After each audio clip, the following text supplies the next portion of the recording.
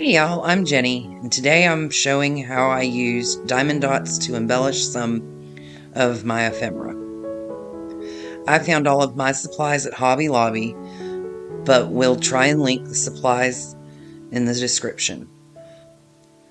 All Amazon links are affiliate links, and unfortunately, this piece of ephemera is no longer available from Illustrated Faith.